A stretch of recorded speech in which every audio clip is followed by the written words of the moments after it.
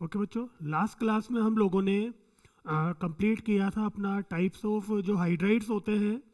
तो हाइड्राइड में हम लोगों ने आयनिक हाइड्राइड, जिन्हें हम लोग सेलिन हाइड्राइड, और उसके बाद में कोवलेंट हाइड्राइड, ये हम लोगों ने कंप्लीट किए थे।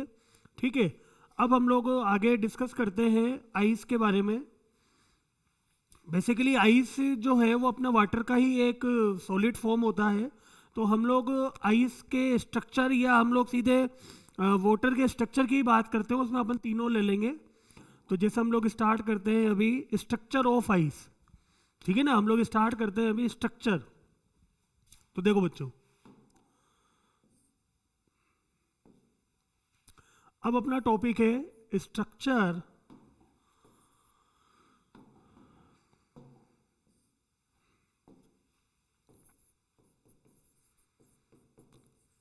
स्ट्रक्चर ऑफ वाटर, वाटर के स्ट्रक्चर के बारे में। तो देखो बच्चों, वाटर के तीन फॉर्म होते हैं, ठीक है ना। एक तो हम लोग बात करेंगे गैस फेस में, गैस फेस यानी कि गैस अवस्था में। दूसरा जो फेस होगा वो होगा अपना लिक्विड फेस,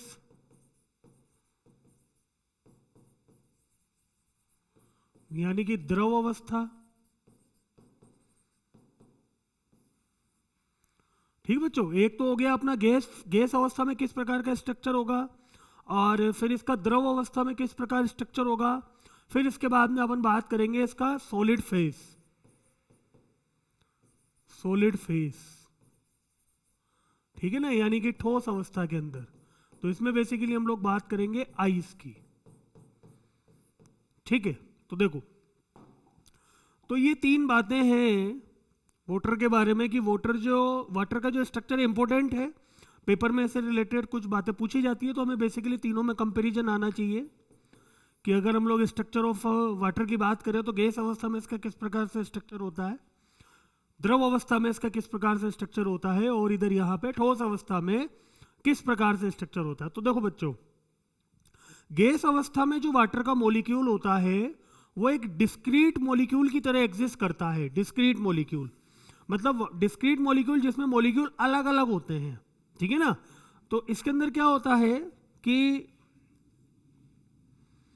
इसमें जो वाटर होता है वो होगा डिस्क्रीट मॉलिक्यूल, डिस्क्रीट मॉलिक्यूल,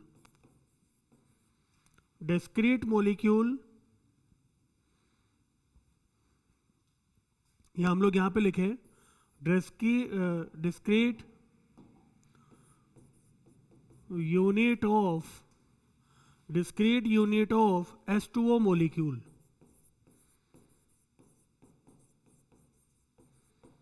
कहने का मतलब H2O मॉलिक्यूल, एक H2O मॉलिक्यूल दूसरे H2O मॉलिक्यूल से अलग अलग होते हैं, ठीक है ना। डिस्क्रीट का मतलब होता है अलग अलग, इसका मतलब होता है अपना अलग अलग, ठीक है ना। अलग अलग मॉलिक्यूल की तरह ये एग्जिस्ट करता है। तो H2O का जो स्ट्रक्चर होगा वो किस प्रकार से होगा। तो देखो, H2O का अगर हम लोग स्ट्रक्चर देखें तो वाटर का स्ट्रक्चर कुछ इस प्रकार से होता है, इस तरीके से। इस ऑक्सीजन के पास में दो लोन पेयर होते हैं, ठीक है। तो इस ऑक्सीजन ने क्या करे, दो तो सिग्मा बॉन्ड बना रखे और इसके पास में दो लोन पेयर है। तो यहाँ पे इस ऑक्सीजन का जो हाइब्रिडाइजेशन होगा वो sp3 होगा, sp3 संकरित अवस्था में ये होगा, और इसका जो शेप होगा वो शेप होता है बेंट और एंगुलर, एंगुलर शेप। बेंट यानी कि मुड़ा हुआ, या अपन कहे कोणीय इसका शेप होता है। और ये जो एंगल होता है वो लगभग 104 डिग्री 5 मिनट के आसपास होता है, ठीक है। आ रही बात समझ में। तो अगर अपन से पूछे कि गैस अवस्था के अंदर, गैस अवस्था बेसिकली अपन किसकी बात कर रहे हैं, स्टीम की। तो अगर वाटर का मॉलिक्यूल स्टीम में होगा तो वो पहली बात तो वो अलग अलग मॉलिक्यूल के रूप में एग्जिस्ट करेगा, वाटर के मॉलिक्यूल अलग अलग होंगे। और अगर हम उसमें से हम एक वाटर के मॉलिक्यूल को ट्रैप करें, एक वाटर के मॉलिक्यूल को अगर हम पकड़ लें तो उसका स्ट्रक्चर अपन को इस तरीके से दिखाई देगा, ठीक। तो अगर हमसे पूछे कि भाई वाटर का गैस अवस्था के अंदर किस तरीके से स्ट्रक्चर होता है, क्या उसमें हाइब्रिडाइजेशन होता है, तो वो हम लोग यहाँ से बता सकते हैं, ठीक है। अब अपन बात करते हैं द्रव अवस्था के अंदर। द्रव अवस्था में वाटर का मॉलिक्यूल किस तरीके से होता है, ठीक है। तो इसमें क्या होता है, बेसिकली द्रव अवस्था में वाटर का जो मॉलिक्यूल होता है वो हाइड्रोजन बॉन्ड के थ्रू बंधित होता है, ठीक है। इसमें H2O अणु अन्य अणु के साथ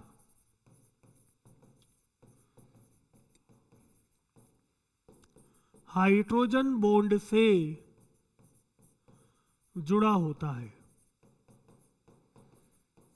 इसमें तो अलग अलग मॉलिक्यूल रहते हैं वाटर के, इसमें क्या होगा, एक H2O का मॉलिक्यूल दूसरे H2O के मॉलिक्यूल के साथ में हाइड्रोजन बॉन्ड बना करके जुड़ा हुआ रहता है।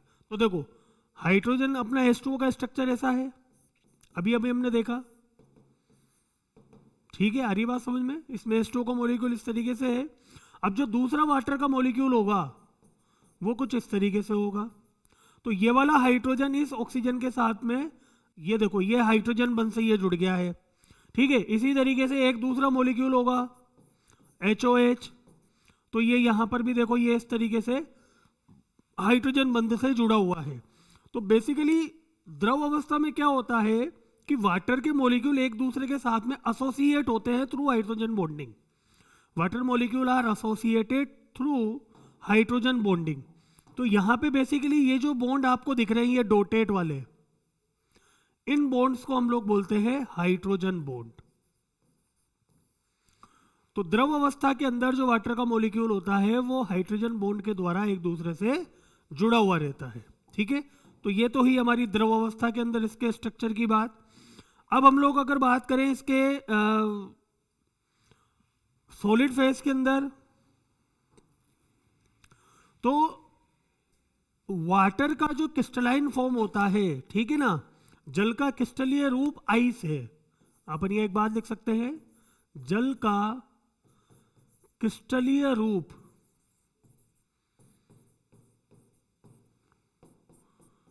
आइस होता है। जल का क्रिस्टलीय रूप जो है वो क्या है, आइस होता है, ठीक है ना।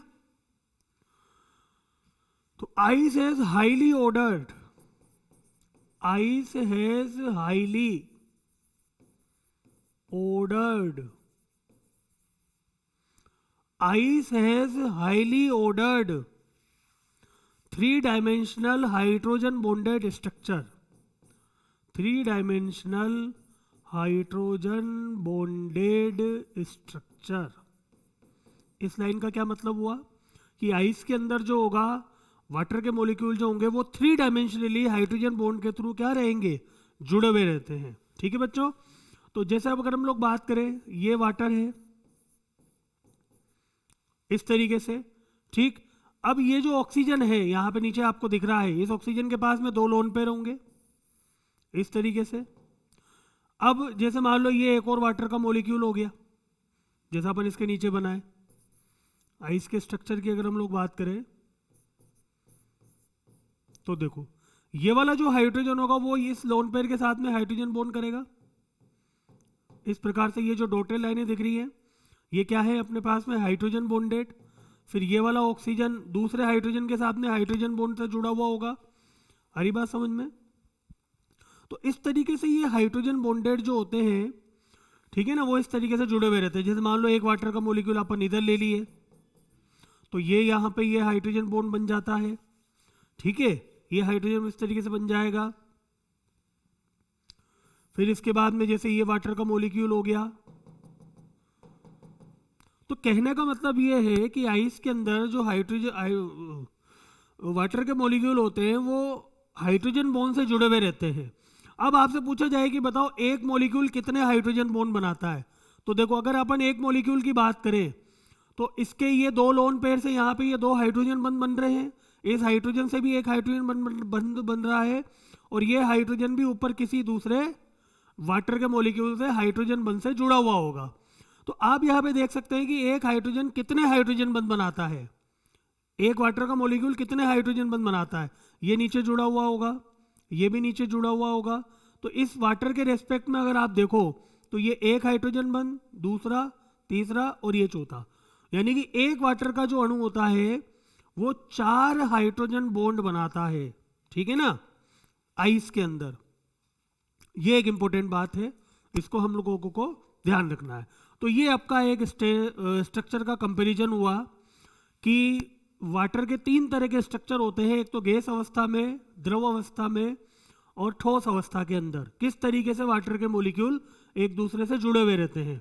गैस अवस्था रहेगी तो वाटर का एक सिंगल मॉलिक्यूल होगा और दूसरे वाटर का भी एक सिंगल मॉलिक्यूल होगा, ठीक है ना।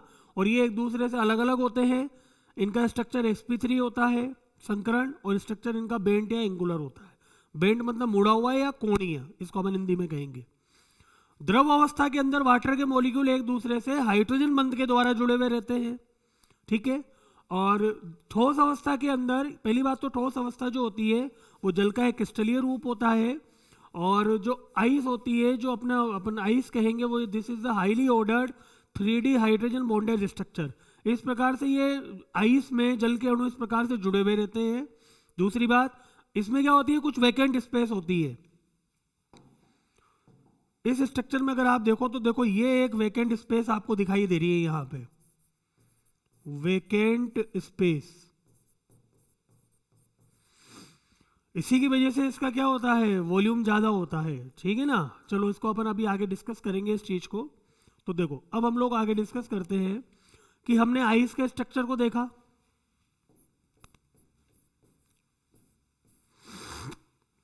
तो आइस जो होती है this is a open cage like structure. इसका जो स्ट्रक्चर होता है वो होता है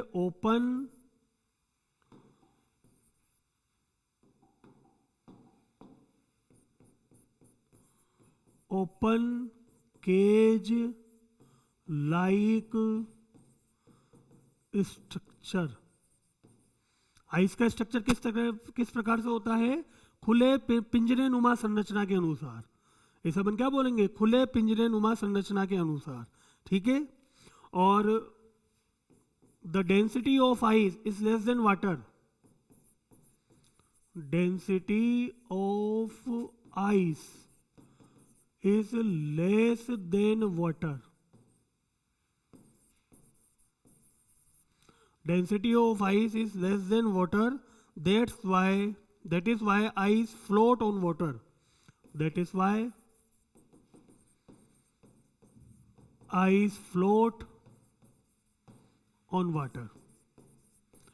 आइस का जो घनत्व है वो जल से कम होने के कारण आपने देखा होगा जो आइस होती है वो जल के ऊपर फ्लोट करती है, तैरती है उसके ऊपर, ठीक है ना। अगला पॉइंट, वाटर मॉलिक्यूल इन आइस फॉर्म 4 हाइड्रोजन बॉन्ड, ठीक है। ये वाली बात भी एक इंपॉर्टेंट है कि आइस के अंदर वाटर का जो एक मॉलिक्यूल होता है वो कितने 4 हाइड्रोजन बंध बनाता है। ये पेपर में पूछ लिया जाता है, ठीक है ना। इस चीज को भी आप लोगों को याद रखना है। आइस से रिलेटेड क्या बातें इंपॉर्टेंट है, एक तो आइस का घनत्व तो कम होता है जिसकी वजह से जो आइस होगी वो जल के ऊपर तैरती है, ठीक है। और दूसरी बात, जल का जो अणु होता है वो आइस के अंदर 4 हाइड्रोजन बंध बनाता है, मतलब एक वाटर का मॉलिक्यूल आइस में 4 हाइड्रोजन बंध बनाएगा, ठीक है। अगली एक और इंपॉर्टेंट बात है जो हम लोगों को याद रखनी है, ये बात भी इंपॉर्टेंट है। अगर हम बात करें 4 same mass, 4 same mass, volume of ice is greater than volume of water। देख रहे हो आप, ये एक बहुत इंपॉर्टेंट सी बात आपको दिख रही है।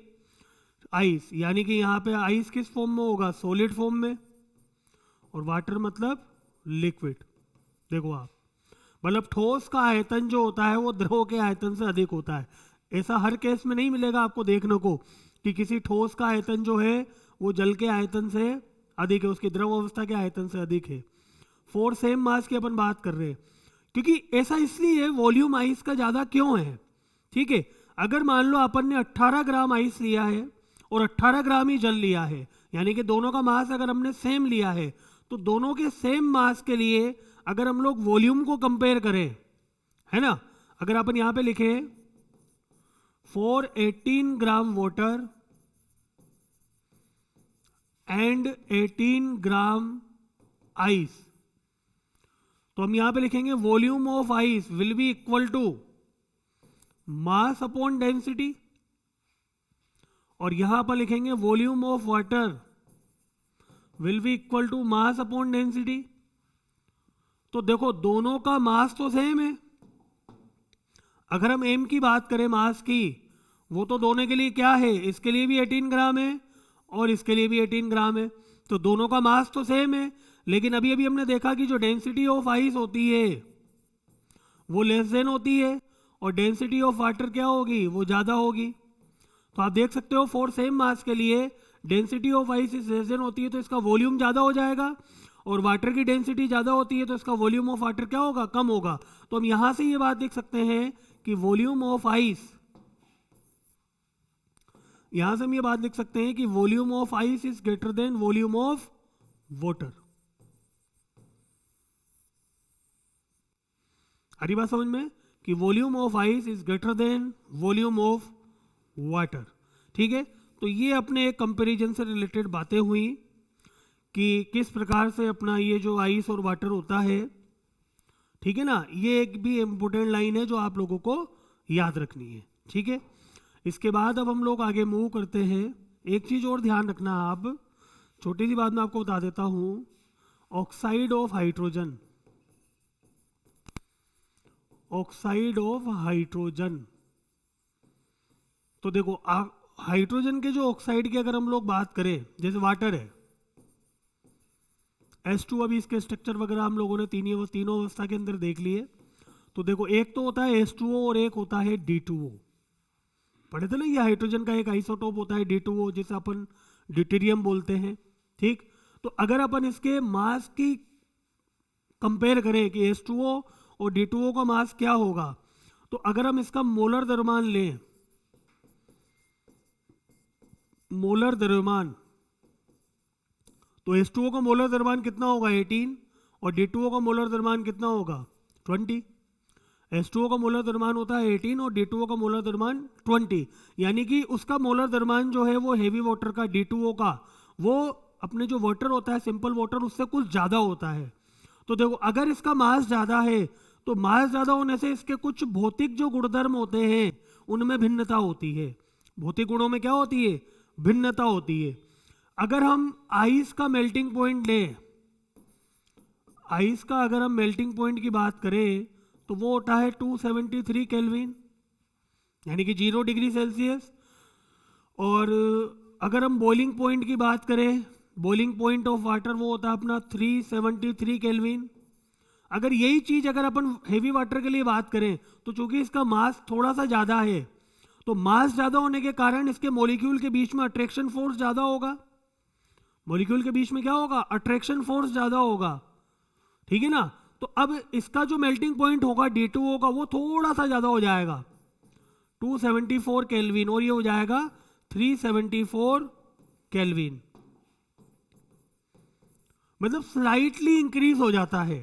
कितना, स्लाइटली इंक्रीज हो जाता है। ठीक है ना, थोड़ा सा ज्यादा है, ये क्या है, थोड़ा ज्यादा। कारण क्या है कि अगर मॉलिक्यूलर मास या मोलर द्रव्यमान ज्यादा होता है तो जिसकी वजह से क्या होता है, जो अट्रैक्शन फोर्स होते हैं वो भी ज्यादा होते हैं। तो अगर अट्रैक्शन फोर्सेस ज्यादा होंगे, भाई मॉलिक्यूलर मास किसका ज्यादा है, D2O का मॉलिक्यूलर मास ज्यादा है, देख लो आप 20, तो इसका मॉलिक्यूलर मास ज्यादा होने से इसके मॉलिक्यूल्स के बीच में अट्रैक्शन ज्यादा होगा। अट्रैक्शन ज्यादा होने की वजह से इसका मेल्टिंग पॉइंट और बॉइलिंग पॉइंट जो होता है वो वाटर से थोड़ा सा ज्यादा होता है। ठीक है, तो ये बात भी अपन को थोड़ी थोड़ी पता होनी चाहिए, कभी पूछी जा सकती है अपन से। ठीक है, आ रही बात समझ में। इसके बाद अपन अब बात करते हैं, देखो वाटर से रिलेटेड ही और कुछ अपन बात करते हैं कि density of water, density of water, अगर हम वाटर के घनत्व की बात करें तो density of water is maximum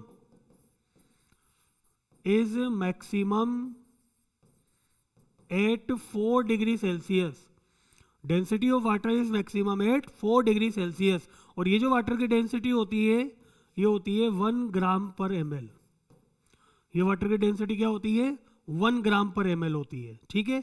तो ये भी हम लोगों को पता होना चाहिए। हालांकि अपन किसी भी टेम्परेचर पे वाटर की डेंसिटी को 1 ग्राम पर ml ही लेकर के चलते हैं, लेकिन फिर भी जो एक्चुअल बात है वो ये है कि 4 डिग्री सेंटीग्रेड पे वाटर की जो डेंसिटी होती है वो मैक्सिमम होती है, ठीक है। आ रही बात समझ में? इसको अपन को याद रखना है।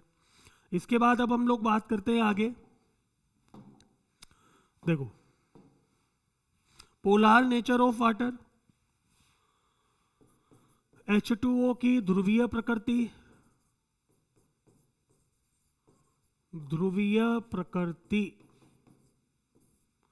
इसको हम बोलते हैं पोलार नेचर,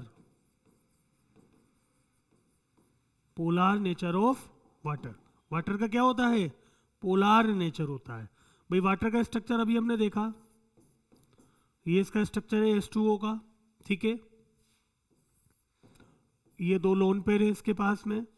तो अगर हम लोग देखें कि ऑक्सीजन और हाइड्रोजन में से जो अपनी विद्युत ऋणता है वो किसकी ज्यादा होगी? ऑक्सीजन की विद्युत ऋणता ज्यादा होती है, ठीक है। तो इसकी विद्युत ऋणता ज्यादा होने के कारण इस बॉन्ड के अंदर एक ध्रुवता उत्पन्न हो जाएगी, पोलार नेचर उत्पन्न हो जाएगा, और इस बॉन्ड के जो डाइपोल की डायरेक्शन होगी वो इस डायरेक्शन में होगा, अधिक विद्युत ऋणी परमाणु की तरफ, और इसका जो डाइपोल मोमेंट होगा वो इस तरीके से होगा, ठीक है। लोन पेयर का अपना खुद का एक डाइपोल होता है इस तरीके से, तो दोनों का रिजल्टेंट ऊपर आ जाएगा।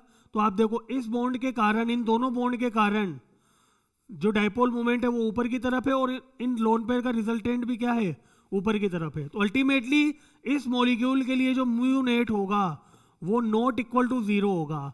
अब जिस मॉलिक्यूल के लिए mu net not equal to 0 होता है वो मॉलिक्यूल होता है आपका पोलार मॉलिक्यूल। तो हम लोग पोलार किस बेसिस पे बोल रहे हैं? क्योंकि इसका mu net not equal to 0 है, ठीक है। तो वाटर की क्या होती है? एक ध्रुवीय प्रकृति होती है। तो हम जानते हैं कि according to like dissolve like,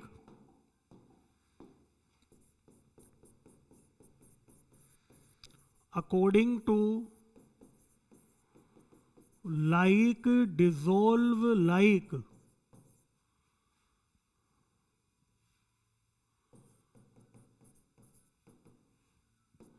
मतलब जो जैसा है वो वैसे को ही घोलता है, जो जैसा है वो वैसे को ही डिसोल्व करेगा, ठीक है ना।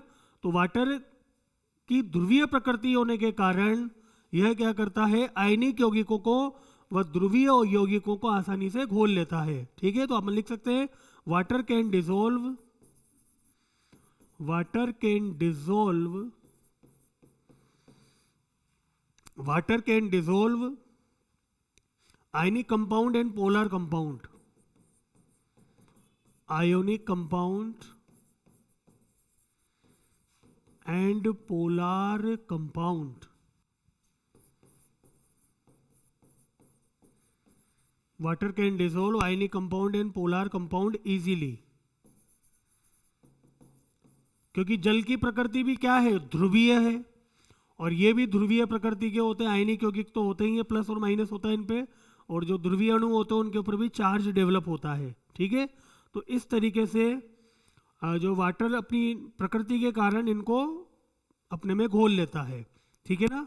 और जल का परावैद्युत स्थिरांक उच्च होता है, जल का परावैद्युत स्थिरांक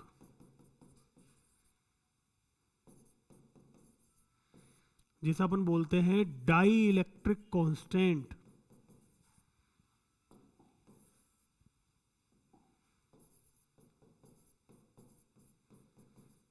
डाई इलेक्ट्रिक कांस्टेंट, जल का जो डाई इलेक्ट्रिक कांस्टेंट होता है वो भी क्या होता है? हाई होता है। जल का परावैद्युत स्थिरांक उच्च कितना? 84 होता है। सबसे ज्यादा जल का परावैद्युत स्थिरांक जो है वो 84 होता है, इसी कारण इसे सार्वत्रिक विलायक कहा जाता है। इसलिए जल को सार्वत्रिक विलायक यानी कि यूनिवर्सल सॉल्वेंट कहते हैं। जल क्या होता है? एक प्रकार से सार्वत्रिक विलायक कहते हैं इसको अपन, यूनिवर्सल सॉल्वेंट। ठीक है ना भाई। इसका डाइलेक्ट्रिक कांस्टेंट क्या है? 84।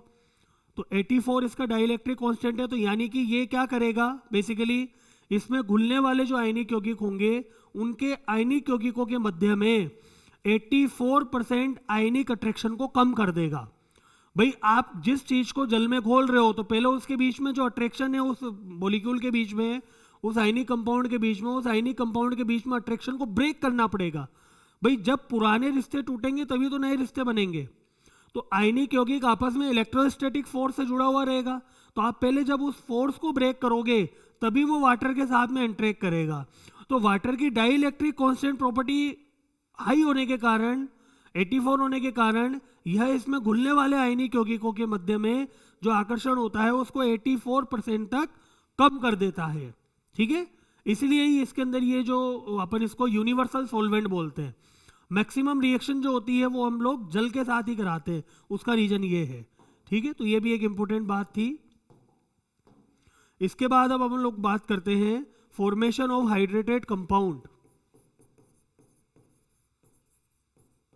Formation of hydrated compound.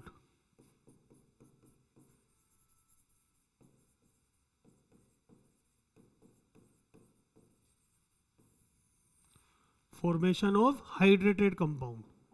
Hydrated compound का मतलब होता है जल योजित।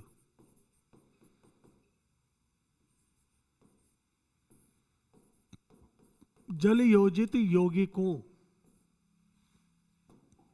बेसिकली क्या है? जल योजित यौगिक का निर्माण करता है जल योजित यौगिक।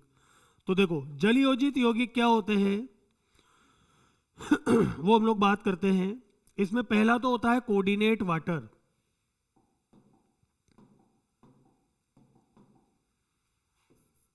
फर्स्ट होगा कोऑर्डिनेटेड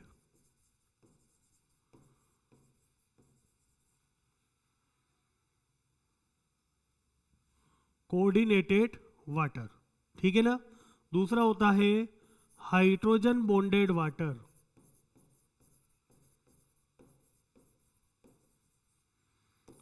और तीसरा होता है इंडस्ट्रियल वाटर।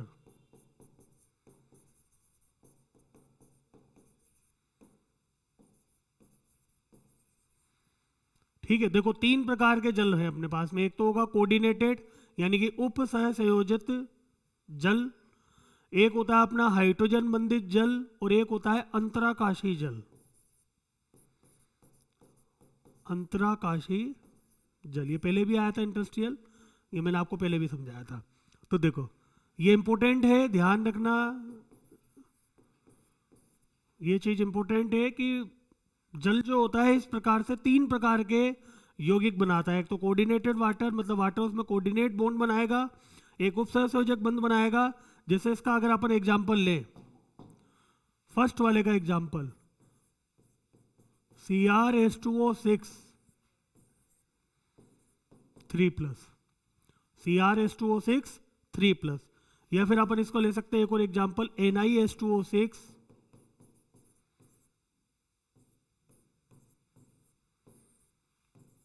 2+।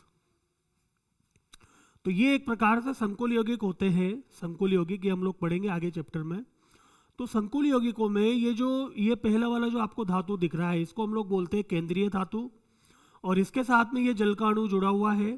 तो यहाँ पे जल को हम लोग बोलते हैं लीगेंड। एक तरीके से ये लुईस स्टार की भांति कार्य करता है। तो यहाँ पे Cr और H2O के बीच में एक उप सहसंयोजक बंध बना हुआ रहता है। बेसिकली यहाँ पे जैसे ये Cr है, 6 वाटर के मॉलिक्यूल इस तरीके से चारों तरफ से इसको घेरे हुए हैं।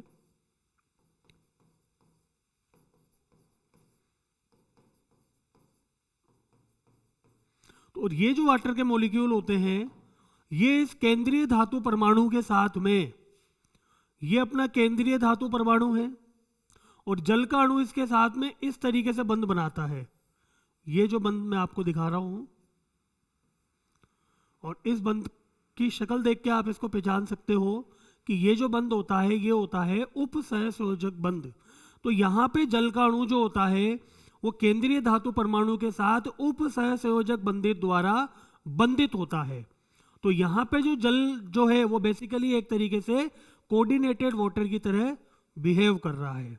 आ रही बात समझ में? ठीक है। इसके बाद होता है अपना hydrogen bonded water. Hydrogen bonded water, इसके एग्जाम्पल होंगे, इसके एग्जाम्पल मैं नीचे ले लेता हूं।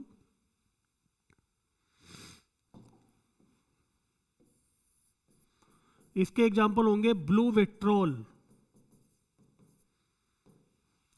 ब्लू विट्रोल जिसे अपन नीला थोथा बोलते हैं हिंदी में, नीला थोथा। ठीक है। इसका फॉर्मूला होता है CuSO4.5H2O। एक होता है ग्रीन विट्रोल, इसका फॉर्मूला होता है FeSO4.7H2O। ये ग्रीन विट्रोल का फॉर्मूला होता है, ठीक है ना। इसके बाद होता है अपना एक वाइट विट्रोल। वाइट विट्रोल,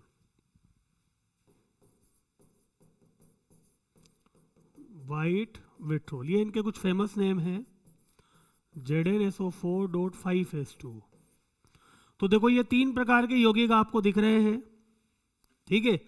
तीन प्रकार के यौगिक जब आपको यहाँ पे दिख रहे हैं तो हम लोग छोटी क्लासों में ये पढ़ते हैं कि किसी भी कंपाउंड में ये जो वाटर के मॉलिक्यूल अगर किसी कंपाउंड से इस प्रकार से जुड़े हुए रहते हैं तो इस जल को हम लोग बोलते हैं क्रिस्टलीय जल। इस हम लोग क्या बोलते हैं? क्रिस्टलीय जल। तो अगर आपसे पूछे यहाँ पे क्रिस्टलीय जल कितने हैं तो 5 है, यहाँ क्रिस्टलीय जल के अणु कितने हैं 7 है, और यहाँ क्रिस्टलीय जल के अणु कितने हैं 5 जल के अणु है। तो बेसिकली होता क्या है बच्चों, छोटी क्लास में हमको बेवकूफ़ बनाते हैं। यहाँ पे कोई 5 जल के अणु क्रिस्टलीय जल नहीं है, यहाँ पे 5, वहाँ पे भी कोई ये 7 जल के अणु जो क्रिस्टलीय अवस्था में नहीं है, मतलब क्रिस्टलीय जल नहीं कहेंगे उसे अपन। बेसिकली अगर आप इसका स्ट्रक्चर देखोगे इस मॉलिक्यूल का, तो इस मॉलिक्यूल का जो स्ट्रक्चर रहता है वो इस प्रकार से होता है। देखिए आप, बड़ा इंटरेस्टिंग है। अगर आप इसके स्ट्रक्चर को देखोगे तो देखो ये तो हो गया आपका Cu H2O, ये H2O और ये H2O, ठीक है। अब यहाँ पे जो ये 4 जल के अणु होंगे इस कॉपर के साथ में उपसह संयोजक बंध बनाएंगे इस प्रकार से। अब क्या बच गया, SO4 यहाँ पे बाहर लिखेंगे और एक यहाँ पे अपन H2O लिखेंगे। आ रही बात समझ में? अब देखो इस कॉपर सल्फेट .5H2O का अगर हम लोग स्ट्रक्चर देखें तो वो इस प्रकार से होता है। लगने में तो अपन को ये लग रहा था कि यहाँ पे 5 जल के जो अणु हैं वो क्रिस्टलीय जल है, लेकिन इन 5 में से 4 जल के अणु जो होते हैं वो उप सहसंयोजक बंध द्वारा जुड़े रहते हैं। अगर एक बार ये उप सहसंयोजक बंध द्वारा जुड़ गया जल का अणु तो फिर आप इसको कितना भी गर्म कर लो, ये जल का अणु यहाँ से नहीं हटने वाला है। तो यानी कि कॉपर सल्फेट .5H2O के अंदर केवल जो क्रिस्टलीय जल होता, क्रिस्टलीय जल का अणु होता है वो केवल एक ही होता है और वो ये वाला है। इसे हम लोग बोलते हैं क्रिस्टलीय जल। क्रिस्टलीय जल। लेकिन हम छोटी क्लासों में यही समझते हैं कि इसके अंदर 5 क्रिस्टलीय जल के अणु होते हैं, लेकिन आपको दिख रहा है इसके अंदर केवल एक ही अणु है जो कि क्रिस्टलीय जल की अवस्था में रहता है, और यही जल का अणु हाइड्रोजन बंध से जुड़ा होता है। हाइड्रोजन बंध से जुड़ा है। जो हम हाइड्रोजन बॉन्डेड वाटर कह रहे हैं वो जो क्रिस्टलीय जल वाला अणु होता है वही हाइड्रोजन बंध से जुड़ा हुआ रहता है, ठीक है। तो लग तो ये रहा था इसके अंदर 5 है, लेकिन वास्तव में ऐसा नहीं है। आ रही बात समझ में? तो जब भी आप कॉपर सल्फेट .5H2O को हीट करोगे, अपन इसको आगे पढ़ते हैं, तो जब भी आप कॉपर सल्फेट .5H2O को अगर आप गर्म करोगे, इसको हमने हीट किया, तो ये किस में परिवर्तित हो जाएगा, CuSO4.4H2O प्लस H2O। इसको गर्म करने पे ये इस प्रकार का अणु बनाता है। अब आप इसको और ज्यादा गर्म करो, इस अणु को उच्च ताप पे,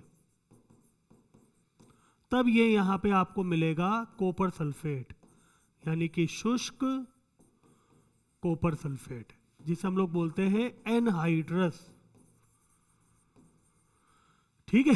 तो ये इस रिएक्शन से एक चीज प्रूव हो रही है। देखो आप, इनिशियली जब आपने कॉपर सल्फेट को हीट किया तो जो इसके अंदर क्रिस्टलीय जल होगा सबसे पहले तो वो जाएगा। तो लग तो ये रहा था हम छोटी क्लासों में डायरेक्ट रिएक्शन यहां से यहां पहुंच जाते हैं। हम कॉपर सल्फेट डॉट 5H2O को हीट करते हैं और हम डायरेक्ट ये लिख देते हैं कि भाई क्रिस्टलीय जल के जो अणु थे वो सारे यहां से चले गए और कॉपर सल्फेट हमें शुष्क अवस्था में मिल गया। लेकिन ऐसा नहीं है। पहले जब आप इसको गर्म करोगे तो इसमें केवल एक ही जल का अणु जाएगा, क्योंकि वही क्रिस्टलीय जल था। भाई ये जो जल का अणु यहां से गया यही तो क्रिस्टलीय जल था। बाकी के जो जल के अणु हैं वो तो उप सहसंयोजक बंधु द्वारा जुड़े रहे। बाकी जो जल के अणु हैं वो उप सहसंयोजक बंधु द्वारा जुड़े हुए हैं। वो नॉर्मल आप उसको हीट करोगे तो नहीं जाएगा। अब आपने बहुत अधिक उच्च ताप पे इसको गर्म कर दिया, तब जाकर के वो जल के अणु वहां से निकलेंगे। ठीक है, आ रही है बात समझ में? तो ये होता है बेसिकली। इसी तरीके से जब आप FeSO4 को हीट करोगे, FeSO4.7H2O, तो इसमें क्या होगा आपका? इसमें वही चीज है, एक जल का अणु है केवल इसके अंदर क्रिस्टलीय वाला। तो यहां बनेगा आपका FeSO4.6H2O प्लस H2O। फिर जब आप इसको उच्च ताप पे गर्म करोगे तब जाकर के आपको FeSO4 मिलेगा, शुष्क फेरस सल्फेट। तो यानी कि इसके अंदर भी क्या होता है? केवल एक ही क्रिस्टलीय जल होता है। ठीक है, उसी प्रकार से अपन बात कर सकते हैं जो भी अपन ने देखा था ZnSO4। तो ये एक इंपॉर्टेंट इंफॉर्मेशन है जो आप लोगों को याद रखनी है। फिर तीसरे टाइप का जो अपना जल था वो था अंतराकाशीय जल, जो मैंने ऊपर लिखा था अंतराकाशीय जल। ध्यान रखना बच्चों, वेरी इंपॉर्टेंट, वेरी इंपॉर्टेंट। आज तक कभी भी न तो जेई में इसको कभी पूछा गया है और न ही कभी इसको नीट में पूछा गया है, लेकिन एनसीईआरटी में बकायदा लिखा हुआ है ये। ठीक है, तो ये क्वेश्चन कभी भी आ सकता है आपके सामने। और एक ही इसका एग्जाम्पल है, और वो एग्जाम्पल है barium chloride dot 2H2O। Barium chloride dot 2H2O। तो यहां पे जो जल का अणु होता है वो BaCl2 के द्वारा निर्मित जो अंतराकाशीय स्थान होते हैं उनमें ये जल का अणु प्रवेश करता है। तो चूंकि यहां पे जल का अणु इसके द्वारा निर्मित अंतराकाशीय रिक्त स्थान में प्रवेश कर रहा है, तो इस प्रकार के जल को हम लोग बोलते हैं अंतराकाशीय जल। ठीक है, तो अपन यहां लिख सकते हैं BaCl2 क्रिस्टल में उपस्थित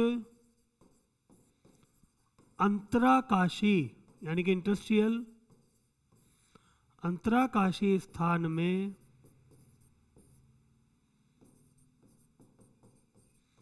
H2O का अणु प्रवेश करता है,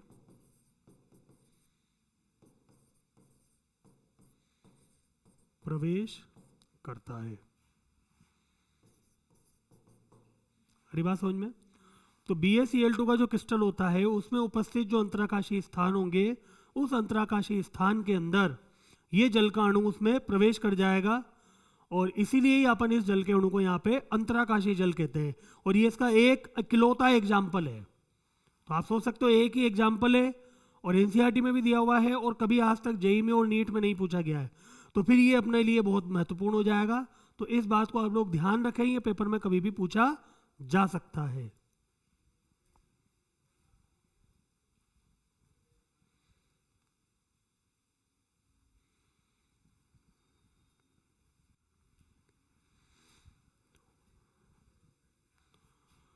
तो ये हुई हमारी यहाँ पे बात अंतराकाशीय, मतलब डिफरेंट टाइप ऑफ जल के जो यौगिक होते हैं उनके बारे में अपन लोगों ने यहाँ पे पढ़ा।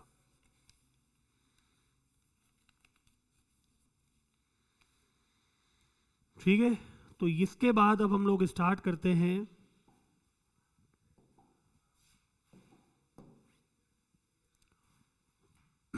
Hard water and soft water. देखो वाटर,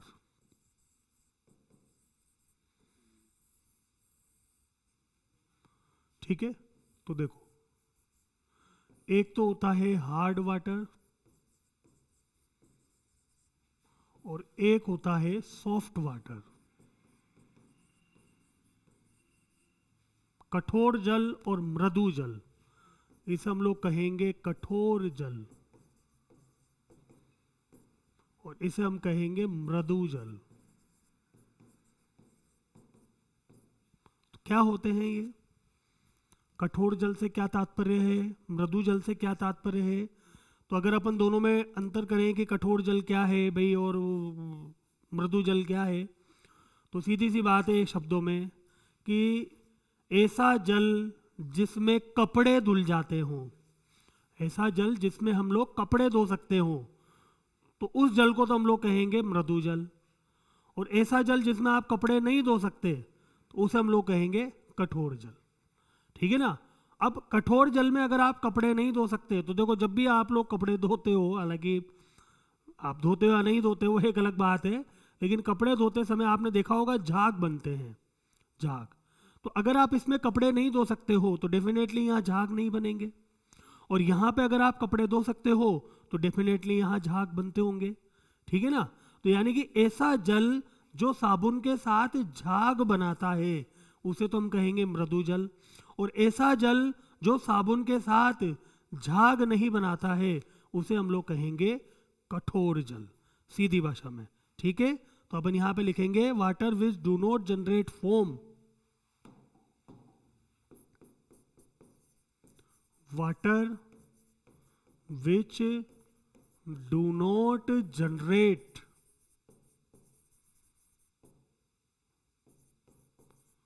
फोम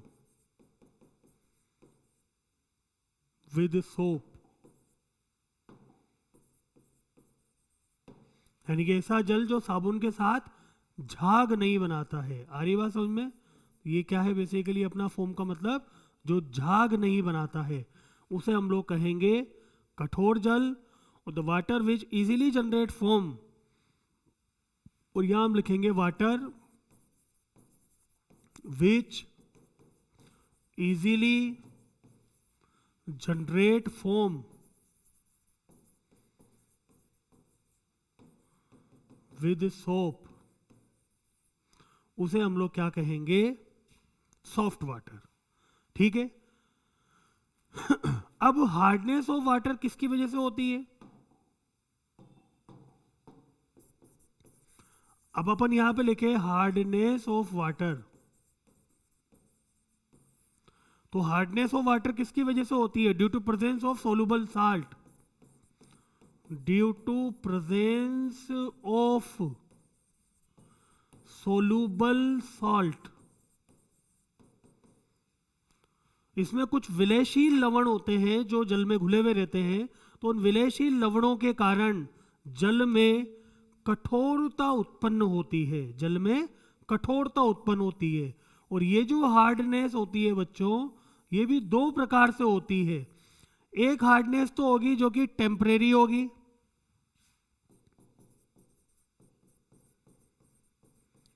टेम्परेरी हार्डनेस, और एक हार्डनेस होती है जो कि परमानेंट होती है, परमानेंट हार्डनेस। दो तरह की हार्डनेस है, एक तो टेम्परेरी और एक परमानेंट। अब टेम्परेरी हार्डनेस किसकी वजह से होती है और परमानेंट हार्डनेस किसकी वजह से होती है, वो हम लोग देखते हैं अपने नेक्स्ट उसके अंदर। तो हमने वाटर को यहाँ पे दो तरीके से क्लासिफाई किया है, एक हार्ड वाटर, एक सॉफ्ट वाटर। हार्ड वाटर वो वाटर होता है जिसमें आप कपड़े नहीं धो सकते, यानी कि ऐसा वाटर जिसमें आप कपड़े नहीं धो सकते हो उसे हम लोग कहेंगे कठोर जल। और ऐसा वाटर जिसमें आप लोग कपड़े धो सकते हो उसे हम लोग कहेंगे सॉफ्ट वाटर। ठीक है?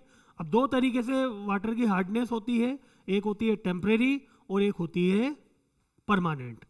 तो टेम्परेरी हार्डनेस का रीजन क्या है और परमानेंट हार्डनेस का रीजन क्या है? ठीक है ना? तो अपन टेम्परेरी हार्डनेस का रीजन क्या है वो अपन इधर बताते हैं आपको। टेम्परेरी हार्डनेस किसकी वजह से होती है? Due to presence of soluble, due to presence of soluble bicarbonate of calcium and magnesium. यानी कि कैल्शियम और मैग्नीशियम के जो बाइकार्बोनेट होते हैं, अगर वो जल में मिले हुए हैं, जल में घुले हुए हैं, तो उनकी वजह से टेम्परेरी हार्डनेस उत्पन्न होती है। हरी बात समझ में? तो टेम्परेरी हार्डनेस किसकी वजह से है? जल में घुले हुए जो कैल्शियम और मैग्नीशियम के बाइकार्बोनेट है उनकी वजह से टेम्परेरी हार्डनेस होगी। ठीक है, तो ये याद रखना है अपन को। और परमानेंट हार्डनेस किसकी वजह से होगी? Due to presence of soluble chloride and sulphate of calcium and magnesium. तो ये किसकी वजह से होगी? इसको अपन यहां लिखेंगे due to presence of soluble chloride and sulphate of calcium and magnesium. आ रही बात समझ में? कि कैल्शियम और मैग्नीशियम के अगर बाइकार्बोनेट हैं, ध्यान से, अगर कैल्शियम मैग्नीशियम के बाइकार्बोनेट हैं जल के अंदर तो वो टेम्परेरी हार्डनेस को बनाएंगे, और अगर कैल्शियम और मैग्नीशियम के क्लोराइड और सल्फेट है तो वो परमानेंट हार्डनेस को बनाएंगे। आप चाहे तो एग्जाम्पल भी लिख सकते हैं, जैसे मान लो इसका एग्जाम्पल हो जाएगा अपना, अगर मान लो जल में कैल्शियम बाइकार्बोनेट या मैग्नीशियम बाइकार्बोनेट उपस्थित होगा तो वह मतलब ये युक्त जो जल होगा, इन सोलुबल विलेयशील लवणों युक्त जो जल होगा वो टेम्परेरी हार्डनेस को बनाएगा। और अगर अपन परमानेंट हार्डनेस की बात करें तो या तो कैल्शियम के क्लोराइड होंगे या फिर इसका सल्फेट होगा। इसी तरीके से या तो मैग्नीशियम के क्लोराइड होंगे या मैग्नीशियम के सल्फेट होंगे। तो इनकी वजह से परमानेंट हार्डनेस डेवलप होती है। ठीक है, तो ये हम लोगों ने यहाँ पे देखा कि कितने प्रकार की हार्डनेस होती है, इस हार्डनेस का क्या कारण होता है। कई बार पेपर में डायरेक्ट क्वेश्चन आ जाता है कि टेम्परेरी हार्डनेस का क्या रीजन है या परमानेंट हार्डनेस का क्या रीजन है, और किस तरीके से हम इन हार्डनेस को रिमूव करते हैं। अब अपने लिए जो अगला चैलेंजिंग काम है वह है इन हार्डनेस को इसमें से हटाना, यानी कि कठोर जल को मृदु करना। अब हमारा नेक्स्ट टारगेट क्या है कि हम किस प्रकार से कठोर जल को मृदु जल में परिवर्तित करेंगे। अगर हार्डनेस की प्रकृति टेम्परेरी है तो हमें नहीं लगता है कि ज़्यादा कोई मुश्किल आएगी अपन को इसको कठोर से मृदु में जाने के लिए। लेकिन हाँ, अगर जो जल है उसके अंदर जो कठोरता है अगर वो परमानेंट है तो फिर अपन को वहाँ कहीं ना कहीं केमिकल रिएक्शन लगानी पड़ेगी, कुछ ना कुछ टेक्निक लगानी पड़ेगी, तब जा करके वो परमानेंट हार्डनेस उस जल में से रिमूव होगी। ठीक है, तो किस प्रकार से अपन इन चीज़ों को देखेंगे आगे, वही हमको अब आगे डिस्कस करना है।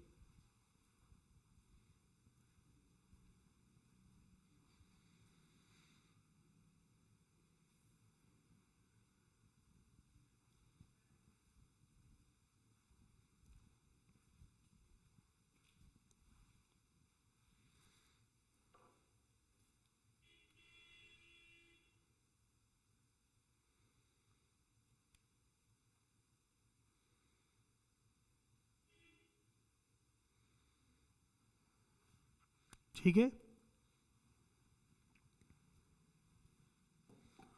अब हम लोग नेक्स्ट बात करते हैं reason for hardness. Reason for hardness, कठोरता का कारण।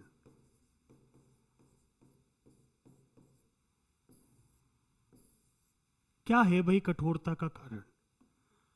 आखिर क्या होता है ऐसा कि जब हम सोप को कठोर जल में डालते हैं तो कपड़े नहीं धुलते हैं? ऐसा क्या भाई, सोप तो डाल ही रहे हैं अपन, फिर ऐसी क्या प्रॉब्लम हो गई कि कपड़े नहीं धुल रहे? तो बेसिकली सोप क्या होता है? What is soap? सोप क्या है? सोप के अगर हम एग्जांपल की बात करें तो C17H35 COONA, ये एक अपना जो सोप है उसका एक एग्जाम्पल है। C17H35 COO-Na, ठीक है, और इसका हम जनरल फॉर्मूला भी लिख सकते हैं RCOO। इसे हम लोग बोलते हैं सोडियम स्टीरेट। इसका जो नाम होता है बच्चों वो होता है सोडियम स्टीरेट। ये एक सोप का एग्जाम्पल है, ठीक है। अब इस सोप के अंदर अगर आप देखोगे दो पार्ट आपको दिखाई दे रहे हैं। एक तो ये वाला पार्ट जो कि एक लंबी हाइड्रोकार्बन श्रृंखला को दिखा रहा है, और एक ये इसका ध्रुवीय भाग जो बिल्कुल लास्ट में अपन को यहाँ पे दिखाई दे रहा है। तो अगर हम इसको बनाएं तो सोप के अंदर एक तो इस तरह का भाग होगा,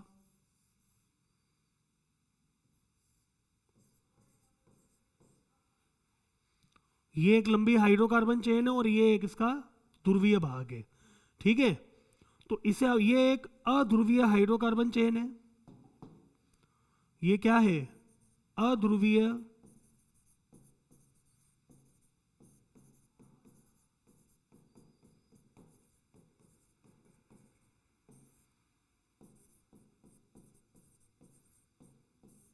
अध्रुवीय हाइड्रोकार्बन श्रृंखला होती है, इसके अंदर एक लॉन्ग चेन होती है, ठीक है। और ये वाला जो ग्रुप होता है ये इसका ध्रुवीय भाग होता है। यानी कि एक साबुन के अंदर अगर आप देखो तो साबुन के दो भाग होते हैं, एक तो अध्रुवीय भाग होता है ये जो लंबी श्रृंखला होगी, और एक इसका होगा ये ध्रुवीय भाग, ठीक है ना। अब जो ध्रुवीय भाग होगा यानी कि अपन इसको क्या कहेंगे, इसे अपन कहेंगे यह है जल विरोधी भाग, जल विरोधी भाग या जल विरोधी सिरा, और ये होता है इसका जल स्नेही।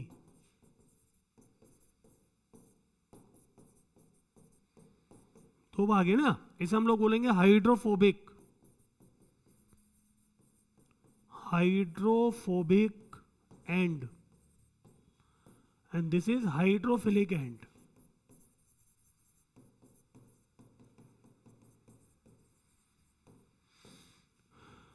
This is hydrophobic and and this is hydrophilic and. इसके दो भाग है, एक हाइड्रोफिलिक है और एक हाइड्रोफोबिक है, ठीक है। तो जो इसका हाइड्रोफिलिक एंड होगा यानी कि जल स्नेही सिरा होगा वो किसकी तरफ आकर्षित होगा, वो जल की तरफ आकर्षित होगा। भाई जल स्नेही है तो वो जल की तरफ आकर्षित होगा, अट्रैक्टेड टुवर्ड्स वाटर।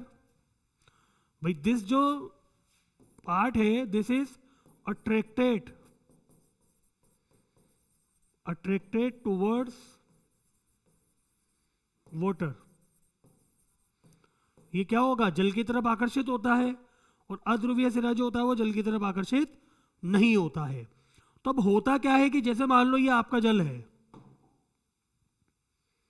जैसे मान लो ये H2O का अणु है, ये H2O का अणु है, ठीक है। तो अब जो इसका जो जल स्नेही सिरा है यानी कि ये COO- जिसे अपन लोग दिखा रहे हैं, तो बेसिकली होता क्या है,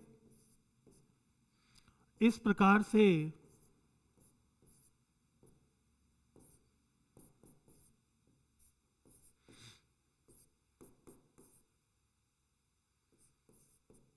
ये इसकी तरफ अट्रैक्ट होता है, ये वाला O-, ठीक है। तो ये जो जल स्नेही सिरा है COO- वाला लास्ट का दिख रहा है आपको, ये नेगेटिव पार्ट से क्या होता है, इस जल की तरफ आकर्षित होता है। तो ये जल की तरफ आकर्षित चारों तरफ से इसको घेर लेते हैं इस प्रकार से। ये क्या करते हैं, इसको चारों तरफ से इस तरीके से घेर लेंगे, चारों तरफ से। और चारों तरफ से जब इसको ये घेर लेता है तो ये जो आपका जनरेट हो रहा है इसको हम लोग बोलते हैं मिशेल। इसको हम लोग क्या बोलते हैं, मिशेल। एक बड़ा बबल बन जाता है, कहने का मतलब क्या है, ये एक प्रकार से बड़ा बबल है। तो जब भी आप साबुन को पानी में डालते हो तो इस प्रकार से जो साबुन का ध्रुवीय भाग होता है वो जल को चारों तरफ से घेर लेगा और एक बड़ा बबल सा बनाएगा, एक बड़ा अणु सा बनाएगा। उस बड़े अणु को हम लोग बोलते हैं मिशेल। ये तो वहां गया, अगर हमारा जो जल है वो सिंपल सॉफ्ट वाटर है तो इस तरीके से मिशेल का निर्माण होगा। हरी बात समझ में, इस तरीके से क्या बन जाएगी, मिशेल बन जाएगी। अब होता क्या है कि जब आपने इसको चारों तरफ से घेर लिया, अब मान लो अपने पास में क्या है, मान लो जल ऐसा है जिसके अंदर वो उस प्रकार के लवण घुले हुए हैं, सोलुबल सॉल्ट, जो कठोरता उत्पन्न करते हैं। तो बेसिकली सोप का काम क्या था जल के अंदर? फोम को जनरेट करना। ये फोम ही तो है, इस चीज को ही तो हम लोग बोलते हैं फोम। जो हम झाग की बात कर रहे हैं, अगर ऐसा होगा तो फोम जनरेट होगी। तो सोप का बेसिकली काम क्या था? फोम को जनरेट करना।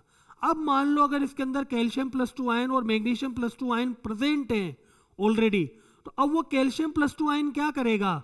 इस जल के अणु, यानी कि ये जो सोप का अणु है, उसको अपनी तरफ क्या कर लेता है? अट्रैक्ट कर लेता है। अपन देखें अगर उसको, देखो क्या होता है कि सोप का काम पानी के साथ एसोसिएट होने का था। भाई अपन यहां पे लिखे सोप का काम पानी के साथ एसोसिएट होकर फोम बनाना है। फोम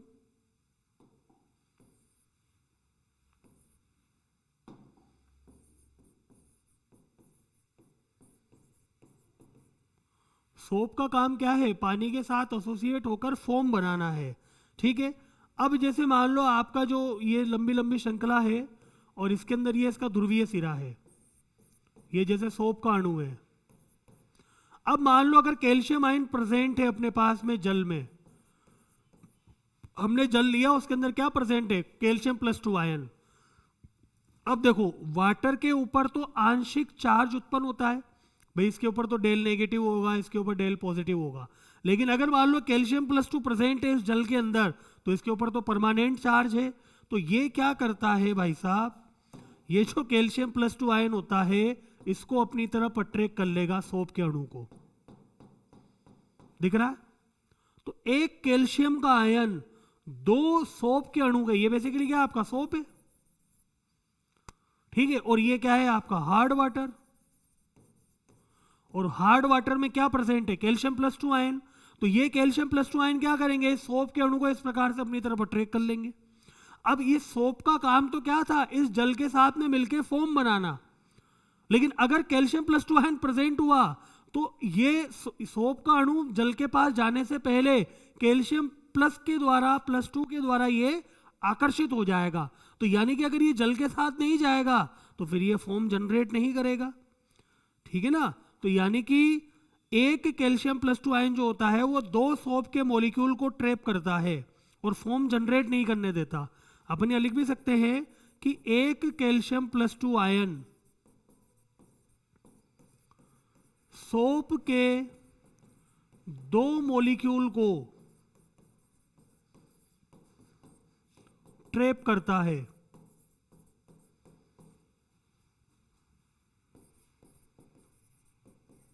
और झाग नहीं बनाने देता, यानी कि फोम नहीं बनाने देता।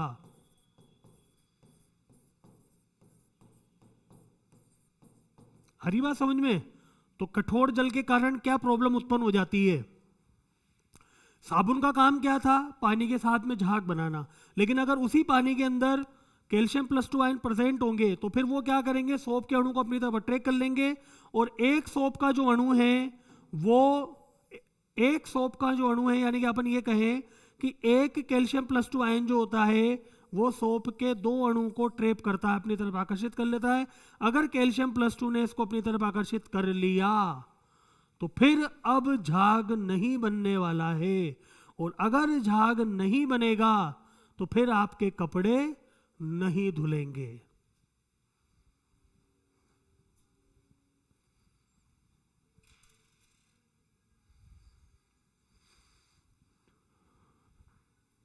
तो अगर झाग नहीं बना तो फिर आपके कपड़े जो हैं वो धुलने वाले नहीं हैं, ठीक है ना। तो इसलिए हमें इस कठोरता को दूर करना आवश्यक है। इसलिए हमें इस कठोरता को दूर करना क्या है? आवश्यक है। अड़ी बात समझ में? तो ये कैल्शियम +2 आयन सोप के अणु के साथ में मिलकर के क्या करता है? उसको बिजी कर लेगा और अल्टीमेटली ये क्या करता है, ये एक तरीके से अवक्षेप बना लेगा। इस अट्रैक्शन से, ये जो अट्रैक्शन आपको दिख रहा है कैल्शियम +2 आयन और सोप के अणु के बीच में, इसके परिणाम स्वरूप क्या बनेगा, एक अवक्षेप बन जाएगा। अवक्षेप क्या बन जाएगा यहां पे, एक अवक्षेप।